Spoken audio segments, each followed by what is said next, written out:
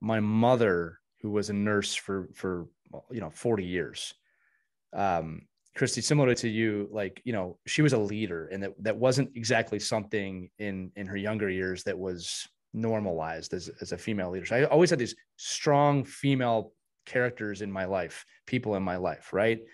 And that my father and my mother and my brother, they did the work and got what they wanted, right? And I remember, there's like 3 touch points here, Mike. I remember when I was about 12 years old, 11, 12 years old, and roller hockey was really popular. And I was outside, and I turned to the kid I was playing with, his neighbor, and I said to him, "Hey, do you think we can make the NHL?" Right?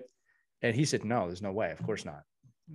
And I just remember thinking this. And I didn't make the NHL as a player. I remember thinking, but someone's got to make it. That was where my mind went. Right. And I'm realizing now that, his mind went, and there's nothing wrong with it. He's probably told this, but his mind went like, there's no point. And my mind went, but somebody's got to make it. That was taught to me by those influences I talked about earlier of, well, someone's got to try. Right. And that started my belief as a player of, I'm going to be a pro hockey player. That's where that came from. Right. And again, you can look that stuff up. I mean, I went very far in the game, and eventually I was not good enough to make the NHL.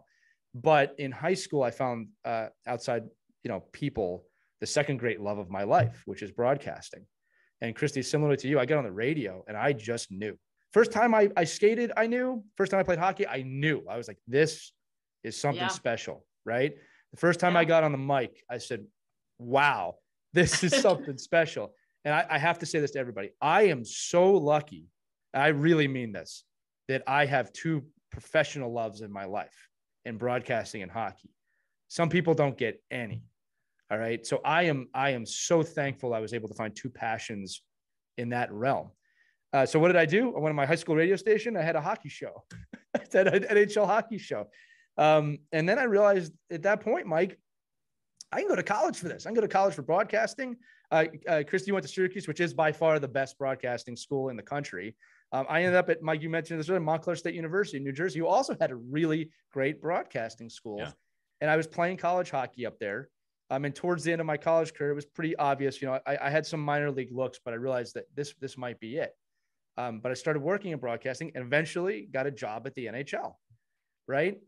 With the NHL Network. And I realized, I joke, but it's kind of true. Hey, I made it. I made it to the NHL. I was working NHL headquarters in New York City. I'm doing NHL live broadcasts. And it was around that time, Mike, that my college team, Montclair State University, had no coach. And I was 22 years old.